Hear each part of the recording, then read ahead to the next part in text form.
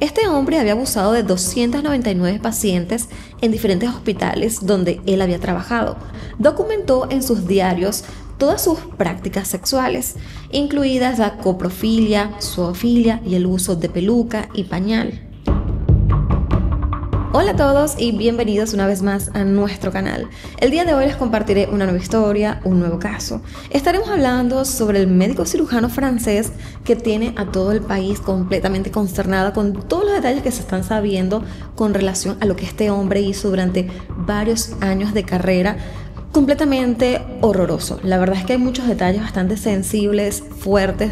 Creo que tenía tiempo que no hablaba de alguien que fuese tan repugnante. Yo creo que esa es la palabra. Así que, para no alargar mucho esta introducción, comencemos rápidamente con todos los detalles. El caso de Joël Lescoarnet. Para el 2 de mayo de 2017, la policía de Jonzat, una población francesa de la región de Nueva Aquitania, arrestó en su casa a un prestigioso cirujano llamado Joël Lescoarnet, quien entonces tenía 66 años. Exactamente una semana antes, el 25 de abril, habían recibido una denuncia por la violación de una niña de tan solo 6 años de edad, que también era vecina de Joël.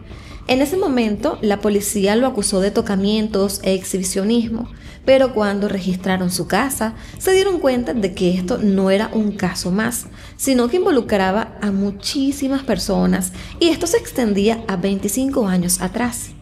En la casa de Joël, la policía descubrió sus diarios más íntimos, donde él describía con lujos de detalles cómo abusó de más de 300 personas.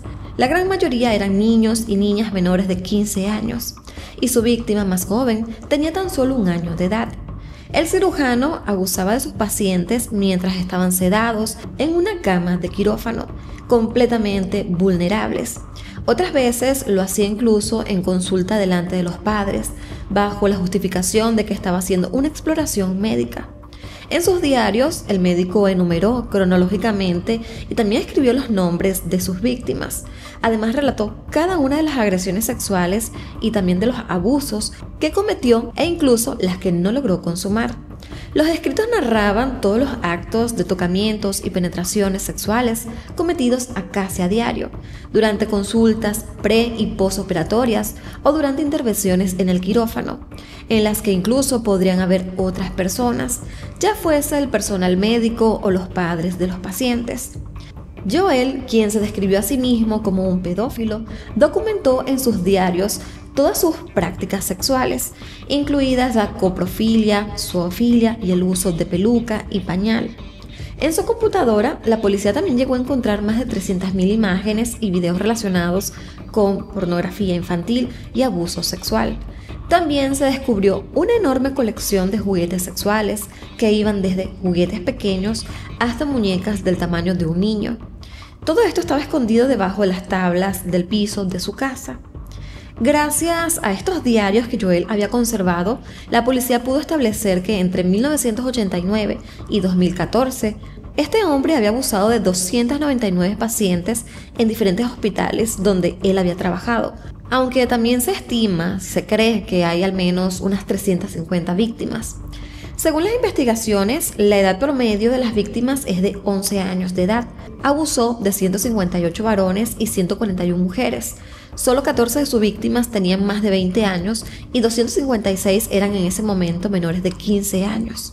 Entre las víctimas había también 2 sobrinas suyas. Y muchas víctimas no eran conscientes de que habían sido abusados por Joël hasta que la policía los contactó y les contó lo que ellos habían descubierto. Algunas personas incluso recordaban los hechos que él había descrito en sus diarios, pero durante años habían interpretado todo esto simplemente como una parte de un procedimiento médico, eran recuerdos confusos. Y los que habían sido abusados mientras estaban bajo sedación claramente no recordaban nada de lo que había sucedido. Pero curiosamente sí hubo personas que lo guardaban en su subconsciente y de esto les voy a hablar más adelante porque es bien interesante. Antes de continuar con las investigaciones y el juicio que se está llevando actualmente, hablemos un poco más sobre quién era Joël y de su vida y cómo él llegó a este punto. Este hombre nació en París el 3 de diciembre de 1950, por lo que actualmente tiene 74 años de edad. Según algunos medios, su padre era carpintero ebanista, mientras que su madre era ama de casa. Joel estudió la carrera de medicina en la Universidad de Nantes, donde se terminó graduando en 1981. Luego hizo una especialización en cirugía visceral y digestiva, que culminó en 1983. Ese año se mudó a la región de Indre y Loira y comenzó a trabajar en la clínica La Fontaine de Loches. Entre 1994 y 2017, este hombre trabajó en diferentes centros médicos de Francia. En 2004 se mudó a la región de Bretaña, donde por nombramiento del servicio gubernamental trabajó también en 2 hospitales públicos. Finalmente, en el año 2008 fue trasladado al hospital de Jonsat, donde trabajó hasta su jubilación, que fue en el 2017. Con respecto a su vida familiar, en el año 1974, mientras estudiaba en la universidad, él terminó conociendo a Mary France, quien también era trabajadora del área de salud, y se casó con ella en 1983. La pareja en sí tuvo 3 hijos que a día de hoy han pedido que no se revele su identidad en medios de comunicación. La carrera profesional de Joel parecía bastante exitosa, pero más de una vez también fue cuestionada, aunque no tuvo ninguna repercusión, lo cual hace que este caso también sea bastante indignante. En el 2004, el FBI estaba haciendo una investigación para descubrir a varios clientes de un sitio web ruso de pornografía infantil, y a través de su cuenta bancaria, Joel fue vinculado como uno de estos clientes, mientras estaba trabajando en Lorient. El FBI le envió el reporte a la policía francesa, quienes a su vez registraron su casa, pero en esa ocasión no encontraron pruebas en su contra. No obstante, lo detuvieron brevemente, lo interrogaron y él terminó confesando haber accedido a dichas páginas. Joel fue procesado por el delito de posesión de pornografía infantil y un año después, el 17 de noviembre de 2005, un tribunal francés le condenó a 4 meses de prisión suspendida. Para ese entonces, Joel se había mudado, donde también fue contratado en otro hospital público. En el 2006, Thierry, una psiquiatra que trabajaba con Joel en el hospital de Quimperlé, mostró su preocupación a los directivos del hospital porque básicamente no entendía cómo había un médico condenado por tener imágenes sexuales de niños y que éste estuviese trabajando precisamente con varios niños. En entrevistas posteriores, Thierry Bombalot dijo que se dio cuenta de que Joel era un peligro luego de que lo escuchara escribir el procedimiento de la cirugía con demasiadas metáforas sexuales. Además de que él mismo le confesó que había sido condenado por ese delito. Cabe destacar que la condena que Joel recibió en el año 2005 nunca apareció en su historial penal por errores administrativos, así que es un dato bastante alarmante. Bombalot pidió además que Joel fuera expulsado del hospital por evidentemente lo que les acabo de contar, pero el caso se discutió en el Consejo Departamental de la Orden de Médicos. Y de ahí surgió la propuesta de que Joel siguiera viendo a sus pacientes, pero que tuviera la presencia de un tercero en ciertos exámenes físicos, cosa que evidentemente pues no detuvo los abusos de este hombre. Lo más indignante de todo es que Joel no fue expulsado, sino que fue ascendido a jefe de cirugía. Y en esa época el director del hospital lo describió como un médico serio y competente, con excelentes relaciones tanto con los pacientes y sus familias como con el personal del hospital. Ya en el 2007, el Ministerio de Sanidad recibió un informe que cuestionaba la actitud moral de Joel para ejercer la medicina, luego de que ocurriera de que uno de sus pacientes muriera en medio de una cirugía, pero una vez más no se tomó ninguna medida al respecto. No fue hasta 10 años después, en el 2017, cuando su vecina de 6 años lo acusó de violación, que la policía finalmente se involucró en todo esto y descubrió los horrores que este sujeto había cometido durante 25 años.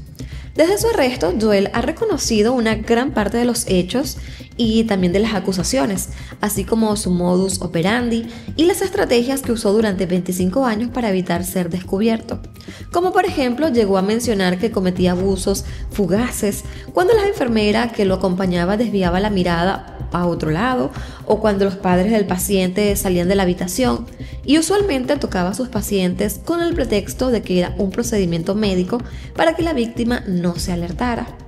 Según los reportes, Joel le dijo a las autoridades que durante 30 años de su vida había estado completamente invadido por la pedofilia y se jactó de haber tratado de acumular el mayor número posible de víctimas que fue en todo este tiempo. Ya para el 25 de marzo de 2019, Joel fue enviado a un juicio por 4 cargos de agresión sexual y violación de menores. Su vecina de 6 años, 2 de sus sobrinas y una antigua paciente. Ya para el 3 de diciembre de 2020, Joel fue sentenciado a 15 años de prisión por estos cargos mencionados. 2 meses antes, el 15 de octubre, también fue imputado por otros cargos que involucraban a los casi 300 pacientes que abusó. Ahora, un detalle importante es que las autoridades solo pudieron procesar a estas personas porque en Francia la ley restringe el procesamiento cuando las víctimas de abuso cumplen 30 años después de la edad adulta, por lo que el tribunal desestimó los cargos de unas 80 personas más o menos que habían sido identificadas en los diarios de Joel. Por eso, anteriormente dije que se estimaba que podrían ser incluso hasta 450 víctimas. 2 de las víctimas de Joel, 2 hombres, descubrieron que habían sido abusados por él después de que la policía acudiera a ellos para informarles que sus nombres y los detalles de sus abusos estaban en sus libretas. Y lamentablemente, después de saber esta noticia, pues tomaron la trágica decisión de querer quitarse la vida. Uno de ellos era Mathis Binet, un joven de 24 años que fue paciente de Joel cuando tenía 10 años. Según relataron Maury y Roland Binet, los abuelos de Mathis, el joven llevaba también un tiempo distanciado de sus padres y abuelos. Todo esto por problemas con el consumo de drogas, que también lo llevaron a tener discusiones familiares. En los últimos años, Mathis había comenzado a salir con una chica, lo cual lo ayudó también bastante, pero recientemente esa relación se terminó y Mathis había comenzado a tener problemas nuevamente. Según cuentan sus abuelos, al enterarse de que había sido víctima de Joel, este chico simplemente se rindió por completo, así pues lo dijeron sus abuelos, y terminó quitándose la vida. Una gran parte de las víctimas de Joel también habían sufrido estrés postraumático, depresión, ataques de pánico, pesadillas, entre otros síntomas, como Mathis, que también habían tenido problemas con las drogas. Muy probablemente todo esto es una especie de respuesta del propio cuerpo y de la mente de cada una de estas víctimas, sin que muchos de ellos supiesen la razón real del por qué les pasaba todo esto. Ahora, a raíz de los descubrimientos, muchos de ellos han empezado a recordar también algunos hechos que su propia mente había bloqueado. Más de 4 años después de la acusación, el 24 de febrero de 2025, es que se inicia el juicio en contra de Joel Lesquarnet en Vannes, Bretaña francesa, el cual se estima que se llevará a cabo hasta mediados del mes de junio, y esto probablemente se está extendiendo por la cantidad de víctimas involucradas.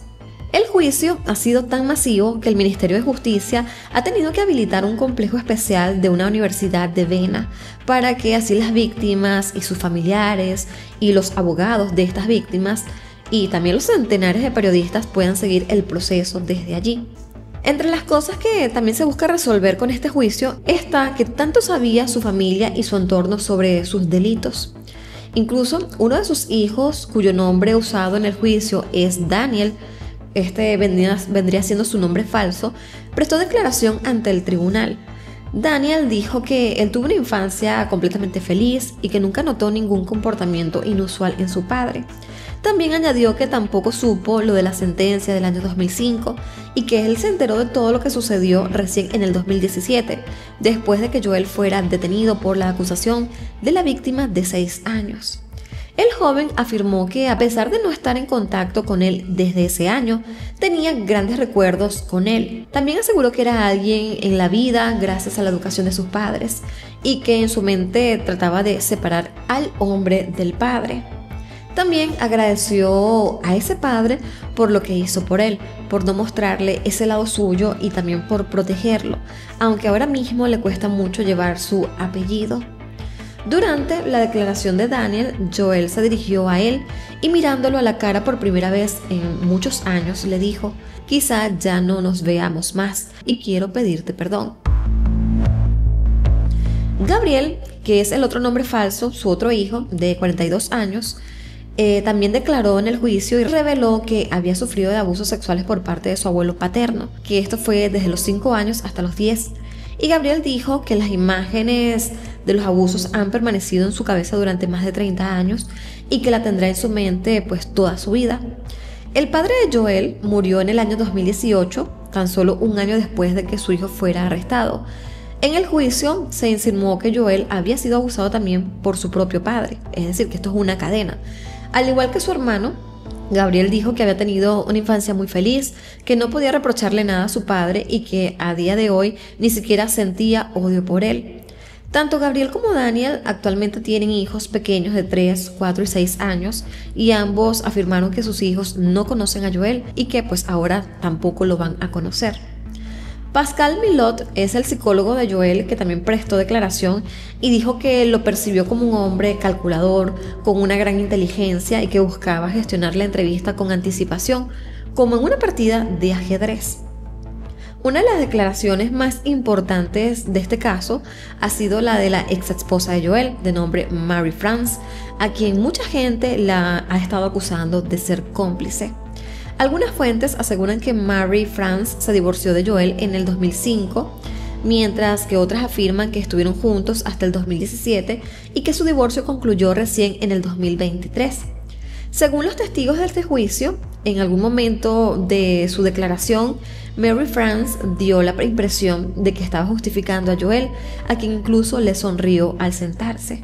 Cuando se le cuestionó si ella creía que las víctimas de Joel podrían haber sentido placer cuando eran abusados sexualmente, ella respondió: no lo sé, depende de lo que hagan.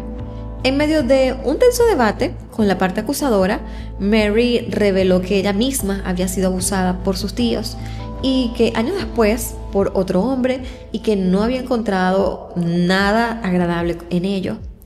La sobrina de Joel, quien fue también víctima de sus abusos, llegó a relatar también este juicio y comenzó a decir que Joel abusaba de ella cuando tenía solo 5 años de edad y que duró al menos 8 años. La sobrina también contó que los abusos empezaron cuando Joel le pidió que se levantara el vestido mientras él la fotografiaba y poco después comenzó a abusar de ella de diferentes maneras.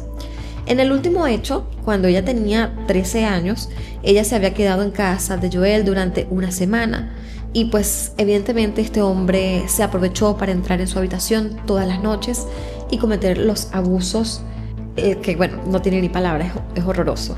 La chica describió a su tío como un monstruo y también lo señaló de que no era posible que Joel le hiciera todo esto sin que nadie se diera cuenta, y también señaló a Mary France de ser cómplice.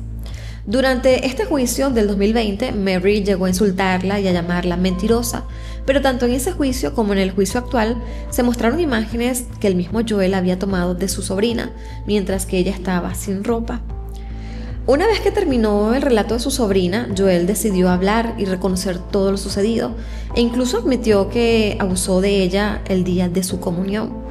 Por su parte, Mary France ha negado rotundamente que conociera sobre los abusos que cometía su esposo y de alguna manera tiene distinciones entre el depredador sexual y el esposo, y es por eso que ha seguido visitándolo en la cárcel. Otra declaración polémica que ha ocurrido en una de las audiencias del juicio es la de Christian D., un hombre de 80 años que es el mejor amigo de Joel. Los medios lo han descrito como un tipo desagradable, vulgar y con cero empatía, que también ha seguido visitando regularmente a Joel en la cárcel. Christian ha dicho que esas historias no eran su problema y que él no se podía poner a llorar por todo lo que pasa en el mundo. En un momento de su declaración, restándole importancia a lo sucedido, llegó a decir que él nunca vio a Joel con los bolsillos llenos de caramelos para dárselo a esos niños. Y ese hombre incluso reconoció que le hubiera gustado acostarse con Joel, pero no a Joel, pues porque no le gustaban los hombres. Evidentemente, nada de estas declaraciones de Christian D. han beneficiado a la defensa de Joel, quien a medida que su amigo iba hablando, este se iba encogiendo más en su asiento. La situación también ha sido tan vergonzosa que el mismo Joel trató de desligarse un poco de sus declaraciones diciendo: eres mi amigo y continuarás siéndolo.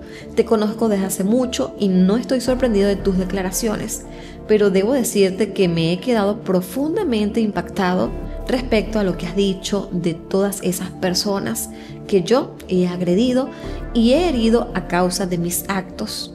Por otra parte, también está el hermano de Joel, que solo ha sido identificado como P. Este hombre de 69 años declaró que estaba seguro de que su cuñada, Mary France, sabía todo lo que hacía Joel y que no hizo nada para detenerlo.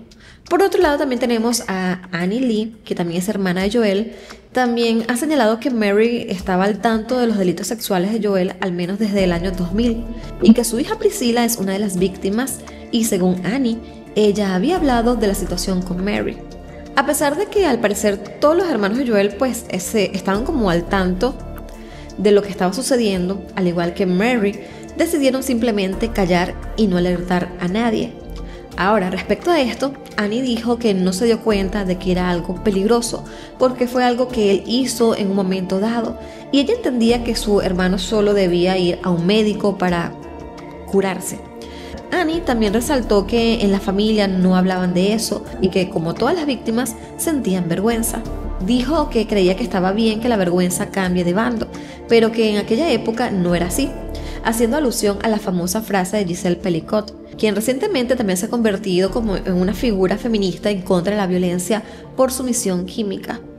Annie relató que cuando ellos eran pequeños, su mamá era asistente maternal y cuidaba a un bebé en casa, que se llamaba Veronique.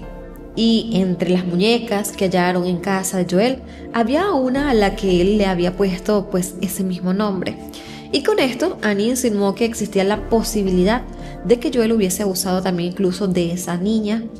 Después del testimonio de Annie, Joel se dirigió a ella diciéndole lo siguiente: quiero decirle a mi hermana que me preguntó por qué soy un pedófilo criminal, que no lo sé.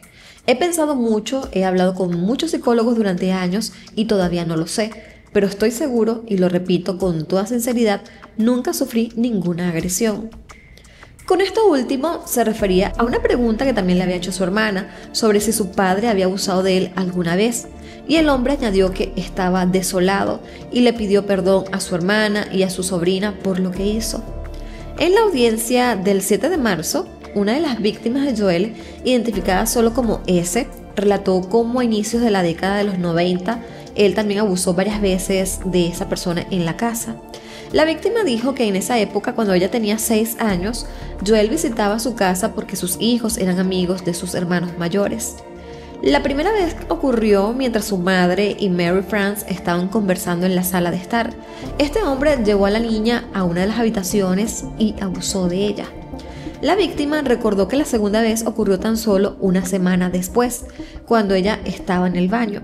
Y según explicó, debido a que su mamá le había enseñado a no cerrar la puerta con llave, Joel logró entrar al baño y una vez allí, metió los dedos dentro de ella otra vez. Después de las declaraciones de S, Joel habló y también reconoció haber cometido esos actos, a pesar de que en muchas ocasiones ha asegurado no recordar sus actos. El padre de 2 de las víctimas de Joel, que era un amigo suyo, también narró cómo este sujeto abusó de sus 2 hijos en su propia casa. En el año 2017, su hija ya adulta denunció lo que Joel le había hecho a ella y a su hermano, asegurando que primero abusó de ella cuando tenía 10 y que después abusó de su hermano. El joven le dijo a los investigadores que Joel le metió su parte íntima en la boca y que primero había atacado a su hermana. Otra víctima de Joel, que también declaró, dijo estar tan traumatizada que pues era incapaz de acudir a una cita con el ginecólogo y que ha tenido también muchísimos problemas de índole sexual a raíz de todos estos abusos. Incluso otra de sus víctimas afirmó que de adulta ha tenido muchos problemas ginecológicos como endometriosis, problemas en el cuello uterino y problemas para concebir.